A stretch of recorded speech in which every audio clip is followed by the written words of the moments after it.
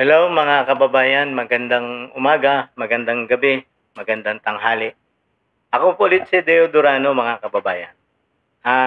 Palambing lang po ng like, share, and subscribe to my YouTube channel, Deo Durano TV 2.0. Para lang po sa mga batang tinutulungan ko mga kababayan na may autism. Palambing lang po ng subscribe. Marami pong salamat. Tatalakayin po natin ngayon ng issue, yung pagsampa ng kaso ni Trillanes kay Bongo at kay Pangulong Duterte kasama ng pamilya ni Bongo mga kababayan. Yan po ngayon ang attack dog ng Malacanang kasi pinipilit po nilang i-divert ang kaso doon sa iskandalo ng flood control at marami pang naglalabasan ngayon na iskandalo Farm to Market Road at mga eskwelahan po na sa loob ng 3 taon na panunungkulan ni BBM ay 22 na classroom lang ang napapagawa. Nasaan napunta ang pera doon mga kababayan? Diba po? Yun po ang nakakalungkot isipin na punong-puno po ng iskandalo ang gobyerno ni BBM, anyet pilit na pilit binabalik doon sa kay Pangulong Duterte. At sa pamamagitan ng aso na si Trillanes ang kanilang busog na busog po siguro si Trillanes sa kanila ngayon mga kababayan. Kaya kahul ng kahul ang aso ng palasyo.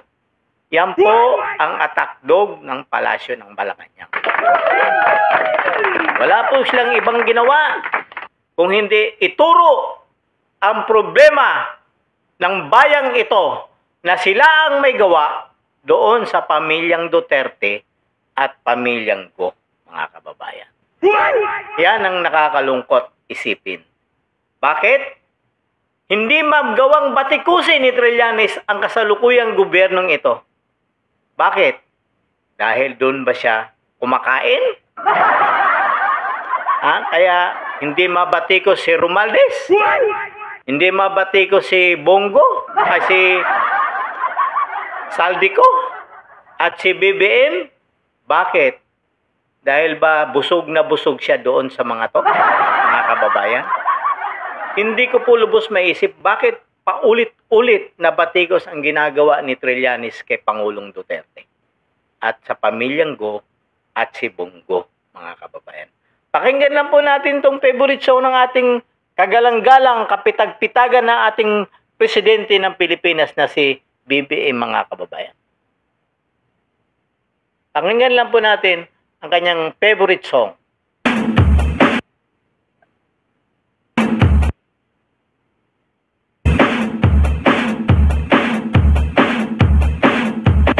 Dancing with the beat with DJ Glenn on the mix. Marcos bangag, Marcos bangag, Marcos bangag, bangag, Marcos bangag, Marcos bangag, bangag, Marcos bangag, Marcos bangag, bangag, Marcos bangag, Marcos bangag, bangag, Marcos bangag, Marcos bangag, bangag, Marcos bangag, Marcos bangag, bangag, Marcos bangag, Marcos bangag, bangag. Yan po yung favorite song ng ating kagalang-galang na presidente ng Pilipinas, mga kababayan. So pakinggan lang po natin itong buwelta ni Senador Bongo sa pagsampa ng kaso ni Trillanes sa kanyang pamilya at kay Pangulong Duterte at sa kanya, mga kababayan. Pakinggan lang po natin to. Wrong tree. Kung seryoso ka talaga, bakit mo kasuhan yung mga totoong mga corrupt talaga? Bakit di mo kasuhan yung mga financials mo? Maling tao ang sinisisi. Ito ang balta ni Senator Bongo kay former Senator Antonio Trillanes IV matapos siyang sampahan ng reklamong plunder sa Office of the Ombudsman ngayong araw. Ayon kay Senator Bongo, lumang mga paratang na ang ginagamit ni Trillanes at maituturing na diversionary tactic upang ilihis ang atensyon ng taong bayan sa mga totoong sangkot sa flood control scandal. Hamon nito kay Trillanes, kasuhan ang mga opisyal ng gobyernong nadidiin ngayon sa isyu ng korupsyon na aniya ay kilalang kilala rin ng dating senador. Sila yung contractor, sila pa yung congressman, Sila yung habulin mo, Trillanes. Ayaw mong habulin dahil financier mo nga. Tama yung sinabi ni Senator Bato noon na may mga financier ka. Baka nga yung ginamit mong pondong yon nanggaling pa sa flood control. Yung pag-iimbestiga mo noon kay dating Pangulong Duterte, maaaring galing pa yun sa flood control. Huwag kang magmalinis dito. Patong-patong na reklamong paglabag sa Plunder Law, Anti-Graft and Corrupt Practices Act at Code of Conduct for Public Officials ang isinampa ni Trillanes laban kay Senator Bongo at dating Pangulong Rodrigo Duterte kaninang umaga dahil umano sa nasa 200 o katumbas ng higit kumulang 7 bilyong halaga ng mga government infrastructure project contracts na ibinigay sa CLTG at Alfrego Builders. Ang mga kumpanyang ito na pagmamay-ari ng ama at kapatid ng senador ay nangyari umano karamihan sa panahon ni former President Duterte, bagay na labag sa batas dahil sa conflict of interest. Alam naman natin na magkadugtong ang bituka ni Bongo at Duterte, kaya hindi niya pwedeng ipagkaila na hindi na impluwensyahan ito. Bukod anya sa documentary evidences, ang pagiging special assistant nito kay FPRRD ay isa pang basihan kung paano nito kayang impluwensyahan ang paggagawad ng mga kontrata sa pamamagitan ng joint ventures.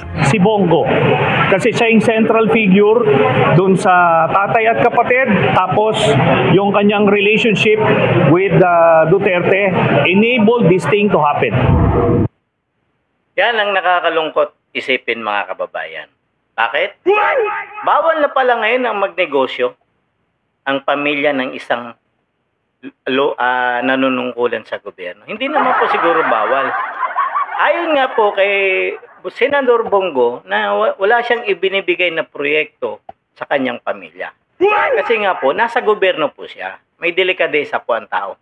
At kung ito si Trillanes, ang sinasabi nito na impluwensyahan ni Bongo ang mga kontrata po para doon ibigay sa pamilya niya, ay ayaw nga ni Senador Bongo na magbigay ng kontrata doon.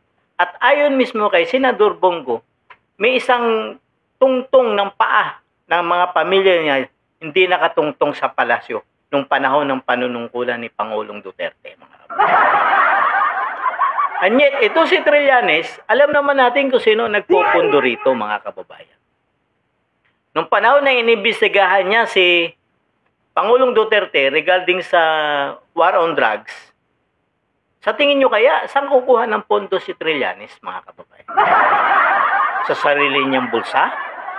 Na wala naman siyang sweldo na? At siya ay isang standby na lang siguro ngayon. Diba po? Tapos, yung pagsampa niyang kaso dun sa ICC, saan ba galing yung pondo? Pondo ng pera ng bayan yun. Nakakalungkot isipin. Ang ginamit niya sa pagsampa ng kaso doon kay Pangulong Duterte sa dahig sa ICC. Pera ba ni Trillanes yun? Yung pagpadala ng mga witness doon sa ICC, pera ba ni Trillanes yun? Pera ng bayan po lahat ang ginagamit yan, mga kababayan. Ngayon, sinampahan ng kaso si Pangulong Duterte, si Bongo at ang pamilya ni Bongo ng plunder. Bakit? Napaparanoid na po yata ang palasyo ng Malacanang. Kasi ang iskandalo po ng flood control, papunta na po doon kasi sa mastermind. At alam nating lahat, pilit mang itanggi ng palasyo na hindi sila kasama sa flood control na ito, iskandalo. Ang tinuturo po ng ebidensya, papunta po sa kanila eh. Bakit? Pag lumutang po kasi ang pangalan ni Martin Romualdez, humihinto na lang lahat. Bakit po? Bakit nagkaganon? Kung wala pong tinatago ang presidenteng ito, pilit po niyang ipagpatuloy ang investigasyon ng Blue Ribbon Committee. Kasi po, hindi po pwedeng mag-imbestiga ang ICI. Kasi nga po, sila-sila lang ang nakakarinig doon. Malay po natin na may script yan na ang ididiin yan ang mga senador Chess at ang mga senador na binanggit ng mga DPWH, mga kababayan. Nasaan na ngayon yung mga kontraktor ng mga congressman? na sinasabi nila diskaya at nasa listahan mismo ng presidente, nasana yun. Pilit po nilang itatanggi ito kasi alam po nila lahat na sa kanila babagsak ito, mga kababayan. Kaya lumabas si Trillanes para i-divert ang flood control sa mga proyekto di umano ng pamilya ni Bongo dahil lang sa impluensya, dahil nakadikit si Bongo kay Pangulong Duterte nung panahon ng nakanunungkulan si PRRD. Yun po ang gusto nilang palabasin ngayon, mga kababayan. Huwag ho nating kalimutan, mga kababayan, ang iskandalo ng flood control. Hindi lang po ito flood control, mga kababayan. Nandyan pa po yung farm to market road. Nandyan pa yung laptop scandal na involved din si Saldico. Nandyan pa yung classroom ng mga estudyante na sa loob ng 3 taon, 22 lang ang nagagawa nila. Saan ang budget na yan, mga kababayan? Yan ang nakakalokong tingnan. Bakit hindi masigaw ni Trillanes yan kung talagang para sa bayan si Trillanes at dating sundalo ito, naglingkod sa bayan, bakit hindi masigaw ang pangalan ni Romualdez at ni Saldico at hindi niya sampahan ng kaso itong mga to? Sila kaya ang nagbibigay ng pondo kay Trillanes, mga kababayan? Diba po? Parang nakakaloko na po ito si Trillanes, mga kababayan. Recycled ang ginagawa niya para ma-divert ang atensyon ng tao doon sa kay Duterte at kay Bongo. Para malayo kay BBM, Romualdez at Saldico ang iskandalong ito. Pero mga kababayan, alam natin matatalino na mga tao ngayon. Hindi po nila pwedeng ibalik kay Pangulong Duterte yan. Kasi nangyayari po ang iskandalo 23, 24 at 2025. Doon po nangyayari ang iskandalong ito. Trilyon-trilyon po ang pera ng bayan na kinuha nila. Wag ho tayong paninlang dito sa aso na si Trillanes, mga kababayan. Siguro gutom na ito kaya lumabas na naman. Sigurado nabigyan na naman ito ng pondo. Pera kaya ng bayan ang ginamit dito? O baka naman galing dan doon sa flood control, mga kababayan. Yan lang ang ating bantayan. Huwag ko tayong palinlang sa pagdadivert nila ng kwento. Kasi alam po ni BBM yan na malapit na sa kanyang investigasyon. At bakit si Trillanes nagmamalinis? Bakit niya hindi mabanggit ang mga pangalan na involved sa iskandalong ito at pinipilit nila ibalik kay Pangulong Duterte, kay Bongo at sa pamilya nito? Ano kaya ang dahilan, mga kababayan? Bakit nagsampa ng kaso si Bongo? Nasampahan ng kaso si Bongo ni Trillanes? Ano kaya ang dahilan ni Trillanes? Dahil ba sa personal? Nagalit kay Pangulong Duterte? Galit sa pamilya ni Go? Galit sa pamilya ni kay Bongo? Ano kaya ang pinakatotoong dahilan, mga kababayan? O baka naman pakawala siya ng palasyo ng Malacanang. Dahil siya yung attack dog na katulad ni Claire Castro na ayon mismo kay Chubby Chingson, kung saan ang pera, nandoon yung aso. Di ba po, mga kababayan? Kung saan yung pera, nandoon yung aso. Makabilis ang mga amoy. Yan ang nakakalungkot, nakakalukong isipin, mga kababayan.